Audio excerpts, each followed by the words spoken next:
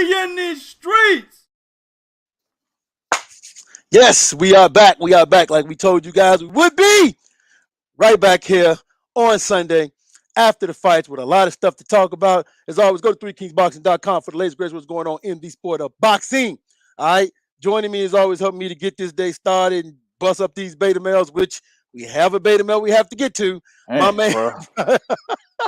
Man, this dude, man, I don't know what to say, bro. Like and the fucked up thing is you got cats out there actually condoning this behavior. If y'all know talking about Mairis Briedis, if y'all watch the DAZN fight or card anyway between Lawrence Okolie and Michal Cieslak, whatever you say his name, if y'all watch that shit, fucked up. Right, then you saw what Mairis Briedis did to himself once again, and we'll get to that. This era is fucking terrible, man. Go ahead, man. This era and its fans is fucking terrible. I've never seen nothing like this, man. The age of social media has been, you know. Anyway, so let's get to the fights, man. Right. Because we can fuck around and go off topic. Let's get to the fights, man. As you guys saw, you had Lawrence Okolie, but of course, I want to talk about some of the fights on the undercard. Now, you had Jordan Gill taking on Kareem Griffey. Good win by Gill. He came back and won the fight. Very good win by him. Major comeback. But the interesting thing about that fight to me, which why I wanted to watch it, was, you remember they was pushing Gill. I think Gill's number 6, and he's ranked number 6 and 9. I can't remember the organization. I think it's like WBC, IBF, one of those. But I know he's 6 and 9, right? Right. Fighting for the EBU title. The EBU title is typically that title that guys fight for, and then they go after the BBOC, and the next thing you know, they try to push these guys up onto the world stage. After seeing this fight, although Jordan Gill won it by comeback, I don't know if he's ready for the world stage just yet, man. How do you feel about that? Nah, not at all, man. Garafi was whooping his motherfucking ass, bro. That shit was crazy. But you see that a lot with these young, you know, UK fighters and fighters from overseas. A lot of the fighters that are ready-made, you know what I'm saying, you know, with 10 fights to their credit, maybe 15 fights, hell, some of them maybe 5 fights to their credit. A lot of those guys have a major amateur pedigree. You see what I'm saying? And I'm not I'm talking about the ones that are not from the United States, right? Yeah. These guys got a huge amateur pedigree where they've been all around the world as an amateur and have fought the best from Cuba, have fought the best from the United States, have fought the best from over there where they're from, etc. Those guys are ready when they come to pros. But you're going to see a lot of cats like Jordan Gill, you know, who don't really have that big time amateur pedigree, that are still building themselves as professionals, bro. They're gonna falter, especially as they're coming up and they're taking the European tour. That's what he's doing right now. They're gonna falter. They're gonna have moments where they're possibly gonna lose fights, or they might even lose fights and then actually get on the world stage. Like, dude, Sam Maxwell, right? I can't remember the guy he was fighting. Spanish dude or something like that, beating the fuck out of him, bro, whooping his ass the whole fight. And then Sam Maxwell did pretty much exactly what Jordan Gill did, landed a counterpunch, ended up knocking the guy flat, right? End of the fight. It was literally the same thing, bro. Yep. Same situation, same outcome. So this is going to happen. It's just good for Jordan Gill that he came back, man, and got the win so he can keep moving on. Yeah, it's very good for him that he got the win and keep moving on. But if they're talking about pushing him to the world, I think I would hold back on that. Yeah. It was a hell of a fight, hell of a comeback. He proved he has that heart for the sport of boxing. I'll give him that. He never stopped fighting. But they definitely need to take that boy back and work on some basics, like, you know, building off the jab, leading with the jab. I think he might have hurt his legs. That's why he was trapped in the corner. But before any of that took place, there was still a lot of flaws that I saw. I mean, he was getting hit with the count. He was getting with the same punch. He wouldn't move his head off the center line. So at the end of the day, good win, but work on some stuff, homie. All right, man. Next fight up was my man Gaya Yafai. Now, what I said about guys that have good amateur pedigree because they've been all around the world fighting niggas, here's a good example right here. Yeah. Now, the UK kind of overdid it like they always do. Like they were overdoing it with Campbell Hatton and overdoing it with Dennis McCann. They're kind of overdoing it with Galal Yafai. I think Tony Bellew said in 5 fights he's going to be ready for a world title fight. Stop. He was getting hit way too much by this dude, man. He's not ready for no world title fight in 5 fights. and he's getting hit the way he was getting hit by this dude. Stop it. I agree with that. But however, he looked great in his debut. And the funny thing is, his debut was 10 rounds. I've never seen no shit like that before. You know what I'm saying? Or maybe I just hadn't paid attention. But his debut was 10 rounds. I like that. Fuck a 4-rounder, fuck a 6-rounder, fuck an 8-rounder. Get straight to 10. I like let's that. see if you're ready, man. Let's see if you're ready, my nigga. I like that shit right there. Dude's got a pretty good IQ. Places his punches very well. He knows exactly what punch he wants to throw at any given moment in time, and he lands it with pinpoint accuracy. I like dude. But 5 fights? Nah, more like 10, 15, just like any other prospect. You know what I'm saying? Probably needs a 10, 15 before he gets a top-tier contender, and then 15 to 20 before he's talking about a title fight. Not 0 to 5. Absolutely not. But he's a good fighter. I agree with that. Here's the thing, and if they said 5 fights for a title, Eddie Hearn was talking about his 2nd and 3rd fight. That's how fast they talking about moving it, man. I remember when they first was talking about his fight coming out. They was talking about, his 2nd and 3rd fight. They're very high on him. He's believed to be the best of the your 5 brothers. We'll see. I mean, he got to win a title first, but we'll see.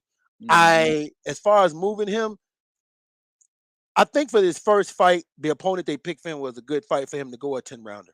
I don't think it was an opponent that was too dangerous, but it was an opponent that would probably test him. So we did get to see somewhat of the boy metal was made of. It was a lot of nervous energy. He was very, very, he was jittery. That's the reason why, like you say, he was getting hit a lot. And he has to make that adjustment from amateurs to pro. You got to make that adjustment. And that's a tough adjustment. But I'm glad they went 10 rounds because we need to see if he's ready. So, hey, he got the 5th round knockout stoppage. I'll give him credit for that. Once he put it together and he calmed down, did very good. Good job, young man. All right, man. Well, let me say this. I know one brother that he's better than. He's better than Gamble. Gamble, you're fired. Sorry to the motherfucker, bro. Losing to Gavin McDonald and shit. Yeah, he's sorry as hell. He ain't as good as Khalid. So, Galal, good job. You're already better than Gamble.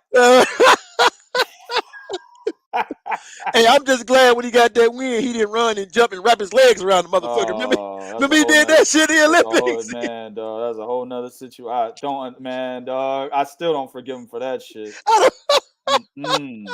He hugged that man and wrapped his legs around, boy. Wrapped his legs around. Hey, man, these niggas be sus, man. Oh, man. All right, man. So, hey, young man, good job. All right, man. Cruiserweight Deontay Wilder. Cruiserweight champion Lawrence Okolie. Pretty much. Shout out to Singing Writer Bakari for that one right there. Straight up, Lawrence Okolie is a watered down cruiserweight version of Deontay Wilder. 1,000,000%. It's fucked up because I said watered down, right? Because Deontay Wilder is that cheap alcohol. He's already cheap. But then you take some cheap ass alcohol and water that motherfucker down. That's Lawrence Okolie. I'm telling you, dog. Deontay Wilder's a 40, bro. That nigga's a OE. You took a can of OE and watered it down. That's Lawrence Okolie. That's fucked up, man. You said watered down. That shit bad, bro. Am I lying? Tell me I'm lying. You're not lying, but that's like. So basically, what you're saying is Lawrence Okolie is kind of like how I order my drinks. I order a glass of Hennessy with this much Hennessy, but this much ice. Exactly, bro. That dude, man, all he was doing the whole fight was launching that straight right hand. That's all he was doing. If Cieslak got close to him, hold. Wilder don't even hold like that. That's why he a watered down version of Wilder. Wilder will fucking step back, create a little distance. Damn, nigga. He just immediately hold. Oh, man. Hold, bro. I felt like I was watching the damn Matty Askins fight, bro. I felt like I was watching that shit again. Amen. Hold, bro.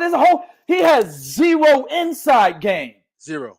No. Listen, if Mairis Briedis wasn't acting like a fucking mental retard right now, I would lean towards him to knock this nigga out within 5, bro. But I don't know Mairis Briedis' mental state right now. No. He's on some shit. I don't know what the fuck Mairis Briedis is doing at home when he's by himself and ain't nobody watching him. This nigga on some shit. Mairis Briedis might be slitting his own wrists and shit. Nigga, we don't know what he's doing. Cutting himself and shit, bro. This dude is weird as fuck, man. So hey, I can't say. But let me say this. Mairis Briedis with a clean head, Bo, he knocks Lawrence Okolie the fuck out within 5 rounds. Mairis Briedis we saw tonight, I don't know. Well, now we know why they didn't look at Murat Gassiev. We know exactly why they didn't look at Murat Gassiev. Yeah. We talked about that on the last show. Right. We mentioned Murat Gassiev ranked number 1, right? We were saying, hey, did they even negotiate for that fight? Because he's ranked number 1 by the WBO. They went straight to number 2. Yep. Did they even try to get Gassiev down?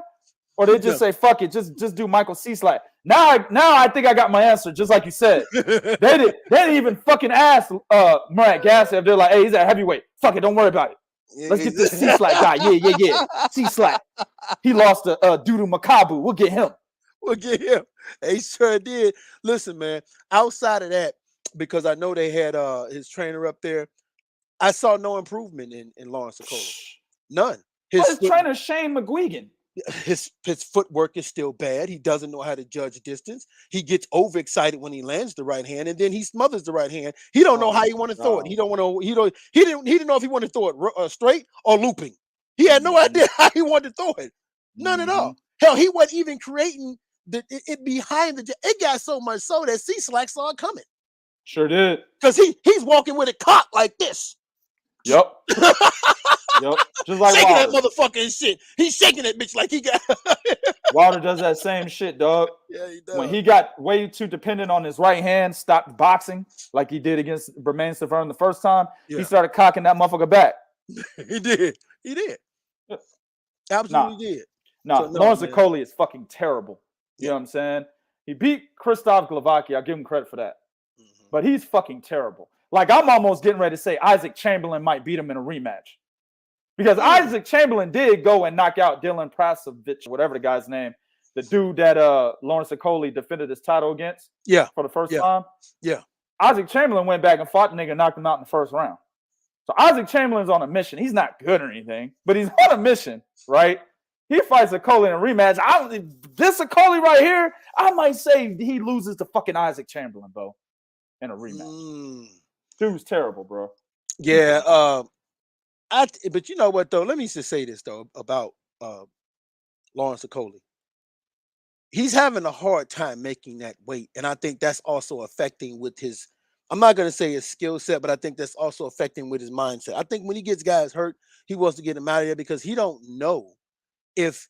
I mean, today he was able to go 12 rounds, but shit, he don't know if you're constantly going to camp losing weight, you don't know if you can go 12 rounds. Sometimes you hope you can.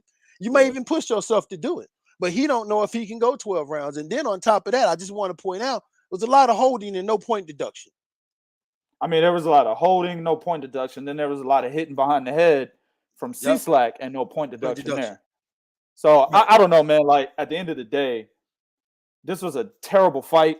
It was a sloppy fight, and it was sloppy for no reason. It's not like Cieslak had all this high-level skill that Lawrence Okolie, you know what I'm saying, couldn't handle. It's not the situation at all.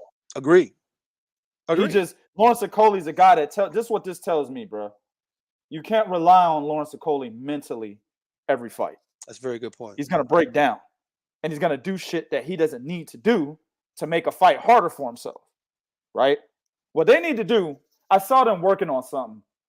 They were working on whenever Shane McGuigan or whoever had the pads was moving in, Lawrence Okolie would immediately take a half step back and extend his left arm out to create that distance. That they kept doing that same drill over and over again. I like that. Okay. However, you also need to work on the other half of that drill, which is if I get inside his jab, what does he do then? Don't just tell him to hold. Nah, he's got to do something else to get those. Because think about it. Every fight that he has at cruiserweight is going to be like that. Fighters are going to be trying to get inside his jab because he's the tallest and the rangiest. Yes, he is. Understand that? He sure is. Every fight that he has at cruiserweight, bro, it's going to be the same scenario every time. Fighters are going to try to get inside his fucking range. So you can't just tell them hold if they do that. And then, they break the hold and they go back to establishing range, establishing distance. Can't do that. If they get inside, You got to have some sort of inside game, bro, to be able to create your own distance and then rinse and repeat. If they get inside, for example, learn how to throw that uppercut to the body, man. You see what I'm saying? Then take a half step back, turn them, and then throw the jab, and then step back again. Now you've gotten out of the hold, or you've gotten out of the inside distance, right? With that opponent, you didn't have to hold.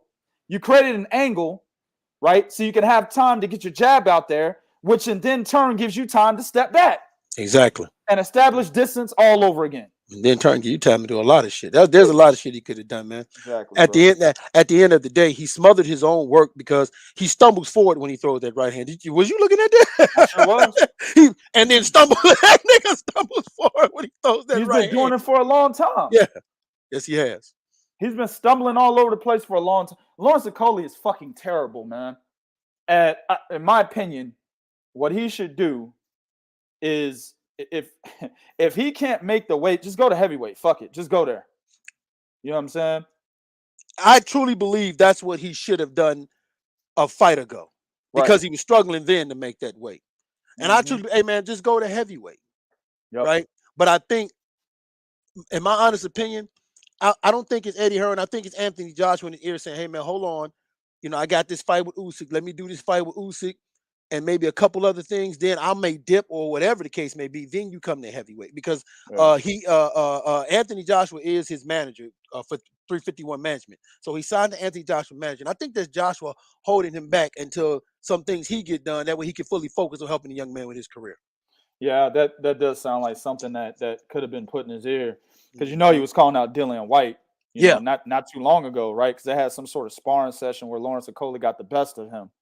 So he's been wanting to go to heavyweight for a while. Yes. For some reason, he's still at cruiserweight. So that makes sense. They're probably in his ear, just like that, what you said, Anthony Joshua. Like, just wait. We're going to open up some opportunities for you later. But if it's getting to the point where it's hard for him to make weight, and the problem with him trying to make weight is making him produce performances like that, might be time to do it. I agree. 100%. So fuck around and lose to fucking Mairis Briedis, bro. Mairis Briedis, as much of a circus show that this nigga has been over the last few months, that dude can fight, man. Yeah, he can. That motherfucker, he is still, to this day, the toughest fight for Alexander Usyk. That motherfucker can fight. Yes, that's saying something. When you look at the guys Usyk can fight, that means he was a tougher fight than Joshua was. That's saying something. Absolutely. He can fight, dog. So he fucks around and sticks around the cruiserweight too long, and then that Briedis fight happens, he could take a L. And now he has no leverage in negotiations when he does move up to heavyweight at that point. That's a very good point.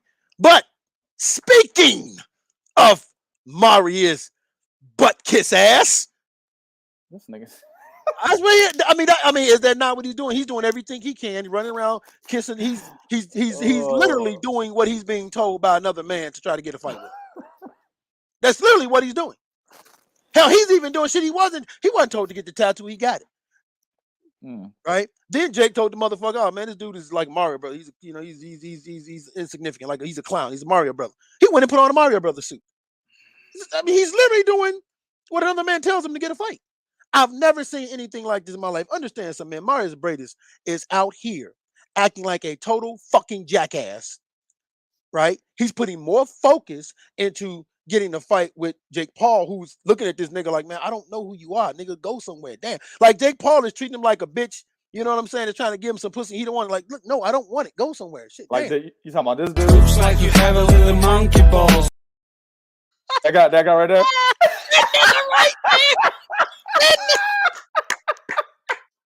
Hey, I gotta do it again.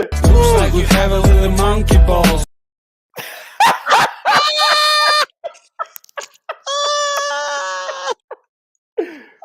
Oh shit! Man, come on, man. Look like you got a little monkey balls.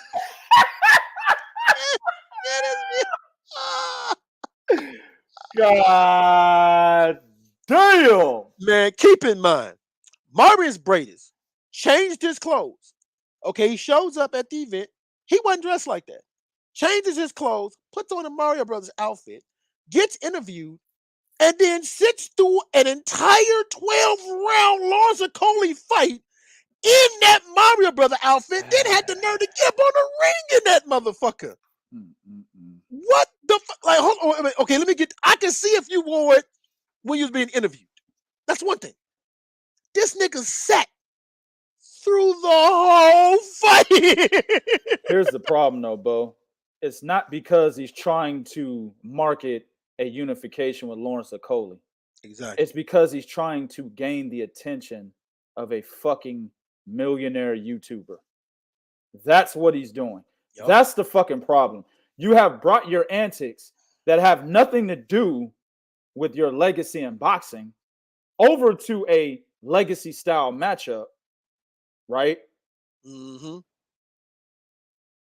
In order to get attention for somebody that's really, in my opinion, in the space that Mairis Briedis and Lawrence Okolie are in, is fucking insignificant.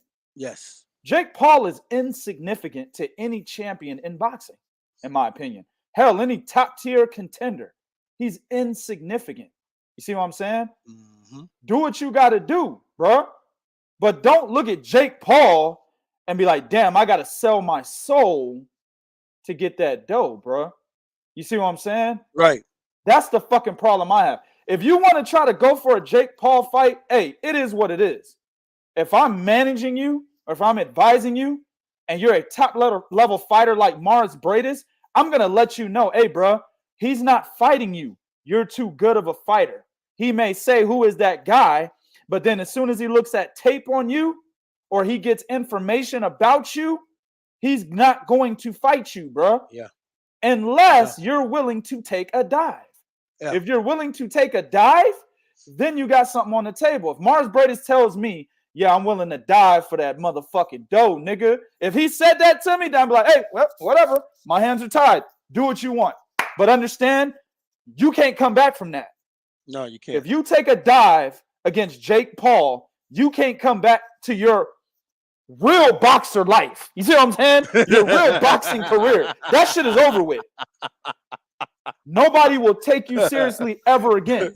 You see what I'm saying? I'm dead serious, bro. Yeah, I agree with that shit. Nobody's gonna take him seriously again if he fucking takes a dive, because that's the only way Jake Paul will fucking fight him. Mm-hmm. Is if Jake Paul is they're negotiating and Jake Paul says, yeah, bro, you gotta take a dive around round 7 or 8. That's the only way he'll fight him, bro. Right. You got to give me your chin, like in Diggstown. Give me your chin in round 7 now. Exactly, bro. Yup, that damn how James Wood fixed that last fight with that convict. That's exactly what would happen. Right. So he's never gonna fight you because of the high caliber fighter that you are. True. So the antics that you're getting tattoos and shit and showing up in a fucking Mario Brothers outfit and making dumbass rap songs and shit that sound like this. Like you have a little monkey balls. That shit ain't gonna get you to fight. What you're doing is you're forsaking your fucking dignity, yes, your self-respect, yes, and throwing away your fucking values and morals for that almighty dollar, or whatever the fuck it is in Latvia. You know what I'm saying? That's what he's doing. That's what he's doing. No, that's what he's done. That nigga has done it already. He's a mission accomplished on that nigga, right? But you have some people that obviously don't have a problem with it, right? Now, if you guys follow us on all our social media outlets, man, we got some comments. One comment came from a cat by the name of CF Sports Club. Nah, right? Man, don't be saying their fucking names, man. Fuck them dudes, man. Don't be saying their names, man. Got you. I got you. One dude, he feels some kind of way. He said, how can anyone be mad here when you got top boxers pricing themselves out of fights left and right and avoiding the best fights out there? Well, here's the problem with that.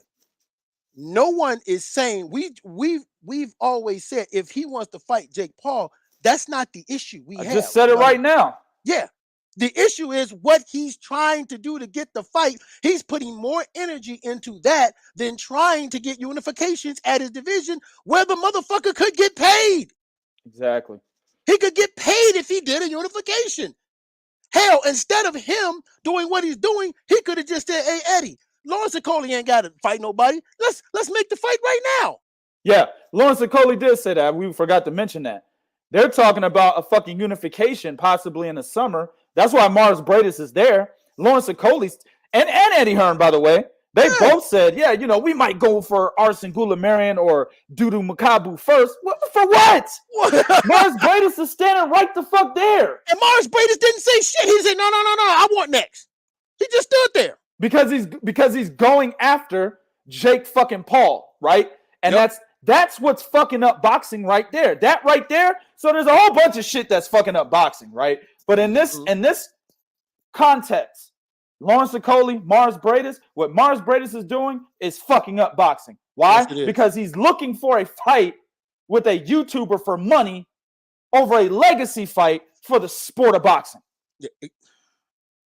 See, even Eddie Hearn leveraged his circus antics into bypassing Mairis Briedis. Did you catch that?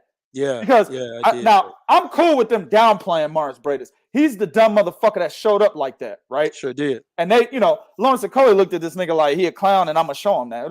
Like you mentioned, he's looking all around. They ain't even giving this nigga eye contact. Oh, he was straight dismissive of this motherfucker. Dismissive. Because he felt, and I guarantee you, he felt like what this motherfucker did to come to this ring like that was dismissive of me as a fighter. Exactly. This is my fight. You should like that. My fight. Right.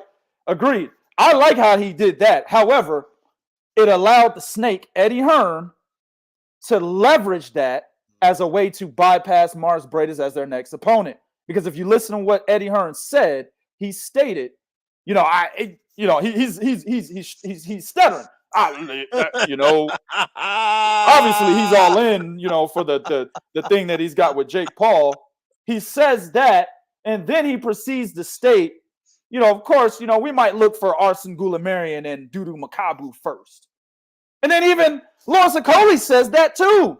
Yeah, we might go for somebody else first, and then, you know, come back around and visit Mairis Briedis. That means they're not going to fight him. Yep, that's exactly what that means. That's what that fucking means. So what Briedis should have did at that moment in time, he should have been like, no, fuck that. Nigga, I'm standing right here. Fuck you mean you're going to go somewhere else and fight somebody else? Nigga, I'm right here in front of you. I came to your fight from Latvia, where the fuck that is. I came all the way from Latvia, nigga. You know what I'm saying? Fresh off them streets of Latvia, nigga. Yeah. Fresh off them criminal streets, nigga. Latvia. You can't walk down the Latvian hood, nigga. You know what I'm saying? You wouldn't survive Latvia. Oh man. We getting money out here in these Latvia streets. But see, therein lies the problem, right? Because we got more comments. You got cats talking about something you don't think costing fans, the guys that pay majority of their salary, biggest fight possible for whatever reason, ain't worse though. A lot of guys in the world selling their souls or do much work outside the ring. So that doesn't mean that. None of that matters. At the end of the day, when it's happening, we shouldn't condone it. Exactly. See, that's what he's doing. Everybody sells their soul. Hell, I've even sucked a cock or two. That's what he's saying to you. Ooh, goddamn. That's basically what he's saying to you. That's what he said to you, bro. See, I read between the lines with these motherfuckers. I put a dress on once or twice in my life, nigga. I read between the line with these motherfuckers. If you don't see what he's doing as a problem, him going after Jake Paul is not the problem. I will restate that. Yes. What he's doing and disrespecting himself and forsaking his dignity and trying to secure a Jake Paul fight is the fucking problem. And on top of that, it makes boxing look bad because he's doing this to go after somebody who is not a real fucking boxer. Yeah. It'd be a different scenario if him and Jake Paul actually had some type of fucking agreement in play where they were going to fight, right? And he's got his antics and Jake Paul's got his antics, and it's shit that's being reciprocated between both guys. And it's a fight that we know is going to happen. That's not the case. Exactly. All the traffic is coming from one side who happens to be a championship level fighter. That's where all the traffic is coming from. And therein lies the problem that I wish motherfucker understand something, right? Over here, we've never condoned any bullshit at all, period. Right? We've often said, if you do good, we give you props. You do bad, we in your ass. Timothy Bradley momentarily got his alpha male card back. Now we're gonna have to take the motherfucker again, but he got it back because he did something good. Right? Right. This dude is a 2-time champion. This dude is the winner of the Covenant WBSS series of boxing. Okay? He has credentials and accolades. What he is doing is majorly disrespectful, not just to the sport of boxing, but all the motherfuckers in line in line to fight him that's in the fucking rankings too. He said, no, fuck all of y'all. I want that fight over there. Right. When Jake Paul was fighting Tommy Fury, who really didn't have much of a boxing record, nobody knew him. Nobody cared. I didn't fucking care. Yeah, when he was talking about fighting Tommy Fury, he talking about Jake Paul. Yeah. Nobody cared about that. Nobody cared about that. I don't even think people really even fucking. I don't remember even too many people even talking about the shit, bro. Exactly. Nobody cared. Nobody cared. Nobody was really upset. Right. But Mairis Briedis is purposely going out of his way as a champion with a belt, which I think the IBF take that motherfucker off of him. He doesn't deserve it because he doesn't care about the legacy and the respect of your organization to portray himself in a professional fucking manner at a professional fucking event. Absolutely, bro. That's the problem. If Mairis Briedis did this and put this on his Instagram page, I don't fucking care. Whatever. Yeah, wouldn't matter. That's his prerogative. Exactly. Absolutely. This motherfucker went to the fight with that. And when they asked him what was he doing, he said, well, Jake Paul said this and that. He talked nothing about the unification until he got to the fucking ring and he briefly mentioned that shit. Man, that's not what he said. When they asked him what he was doing, he said this. Looks like you have a little monkey balls. That's what he said.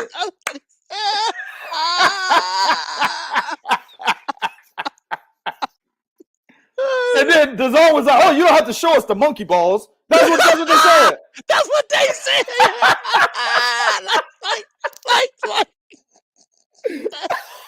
How do you ask a motherfucker? Are you serious about the monkey balls? No, it's okay. I don't want to see. I don't even care to ask him about it. I don't care. Oh my God. And that's the problem that you have. This era of boxing is bad because the fans we have of this era is fucking worse. That's the problem. If you're condoning that, that's what I say all the time. Y'all condone it because that's what you do.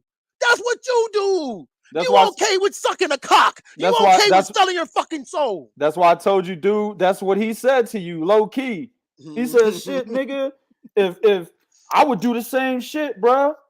If I gotta bend over to get this dough, nigga, I'm doing it, fam. Y'all shouldn't get mad when other niggas gotta do it. They've been doing it all over the place, man. Bending over it, nigga, that's the style, nigga. You don't bend over? That's what he told you. No, nigga, I don't. You looking at a motherfucker, goddamn it, that was like, I'm not getting that vaccination, and stuck to that. Man, look here. That motherfucker tried to say, put yourself in his shoes. How could I empathize with somebody who is forsaking? Listen, guys, when you see, if some of you guys have met me before, right? You know, Bo is somebody who fucking met me on Facebook, right? Yeah. I didn't know Bo for like 4 years, and we met in person and everything was kosher. Bo could tell you I'm the same nigga in person that I am on this show and that I am on social media if I've ever talked to you guys. You see what I'm saying? So, and some other people have met me. You guys will understand, bro, that I am a stickler for staying true to who the fuck you are, right, while seeking successfulness, bro. Yeah. I tell young boys all the time, young little black kids, man, I tell them all the time, hey, man, you ain't got to coon yourself out just to be successful in this world, bro. You establish yourself as a fucking commodity, nigga. You learn a trade, a skill, right? You provide a service that nobody can deny. And it doesn't matter what you do and how you are, right? At the end of the day, if that service is needed, the highest bidders are going to pay.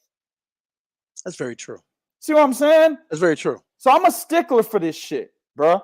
So for this nigga to tell me put yourself in his shoes, I absolutely can't empathize, bro. Right. Because I'm 100% against not doing the things like forsaking my fucking dignity, right? Selling my soul just to become a little more successful. Nigga, I've become a hell of a success without doing any of that shit.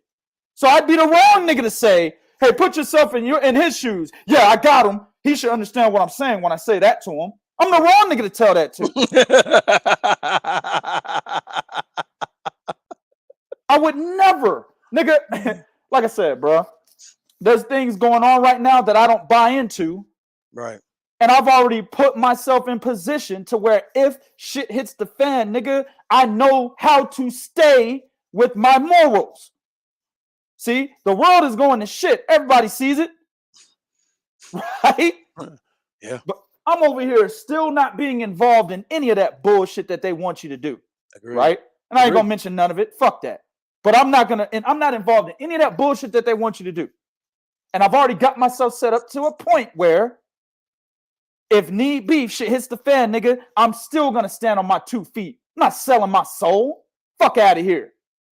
So that's how I expect that same behavior from every single man out here. Now, of course, that's not gonna happen, right?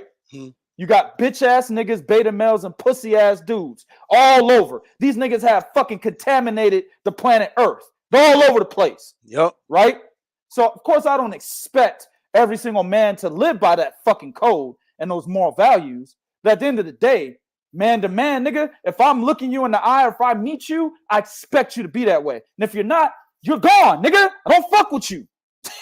Plain and simple. It's the same thing in boxing. When I see guys doing this shit that I don't agree with, I don't fuck with them. And then we get them on here. Ain't no empathy. Right. Ain't no, I don't need to empathize. Yeah. Fuck out of here. I will never be okay with a motherfucker forsaking his dignity as a man and selling his soul so he can get a little bit richer. Get the fuck out of here, man. What he should do, just like Alan said, Briedis beats Okolie. He does. He does. Concentrate on that. You can still try to get a Jake Paul fight without fucking forsaking your morals. Agreed. Making yourself look stupid in front of millions of people, right? Yeah. You got niggas, I don't think you understand. The Zone is an app that's seen by, what did they say? 17 different countries all around the world. I think that's how they promote it. You got cats in America looking at Mairis Briedis. Like, look at this dumb nigga, man. He might have fucked up his fan base in America doing this shit, whatever fan base he had. Man, I wouldn't be surprised if his family in Latvia is walking around with their heads down right now.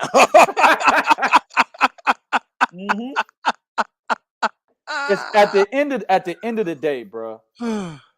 Like we said, and I'm gonna say this again. There's no problem with him going after Jake Paul. Right. But the way you do it, bro, you gotta have some self-respect, man. Exactly. Agreed. As a grown man and as a champion that represents a championship organization in this sport of boxing. Agreed. Because what the rift here is that people don't understand is that any old Joe can walk into boxing and become a fucking millionaire. Yep. That's the rift, people. And fans, you guys should not be supporting that. If you're a true boxing fan, you should not be supporting Jake Paul and what he's doing. You shouldn't. Yep. You cannot hate the game, which means you don't have to hate on his money. No doubt. I don't hate on Jake Paul's money. Hey, that nigga got dough. That's what's up. The nigga buy bitches. Hey, bet, nigga. That's what's up. That's what's up. I got no problem with that. What I do have a problem with is him talking as if he runs the sport of boxing. Mm-hmm. I have a problem with that. Yes.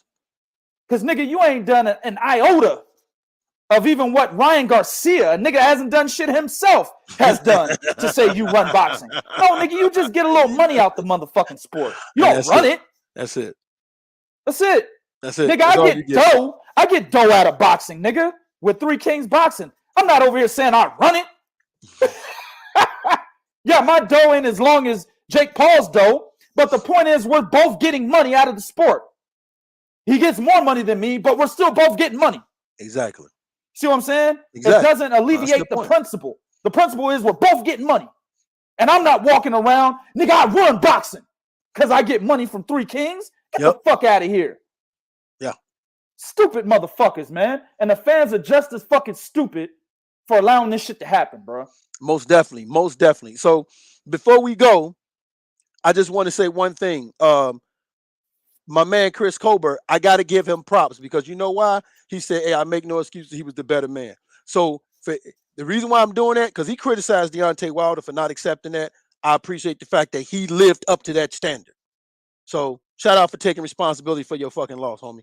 All right, man, go to 3kingsboxing.com for the latest what's going on in the sport of boxing. As always, thank you guys for joining us. Like we tell y'all, man, you never know we're going to come on. So y'all motherfuckers need to be paying attention. Hit the like button, the subscribe, and all of that shit, and pay attention. Matter of fact, just put your alarm clock on 3KB. So whenever we go on, we goes off. All right? Prodigy, take us out, fam. Y'all know what to do, man. Go to 3kingsboxing.com for your source of pure and adulterated boxing information. Hit us up on Twitter at 3kingsboxing, Instagram at 3kingsboxing, Facebook.com/3kingsboxing. Also hit us up on the YouTube channel Prodigy of Boxing Talk. Hit the subscribe, like, share, all that other bullshit. Hit the notification bell so you get these notifications whenever we do go live on a daily basis. Y'all know what it is, man. Appreciate everybody in the chat. Until the next one, hold on. I got to do one for the road, bro. Looks like you have a little monkey balls.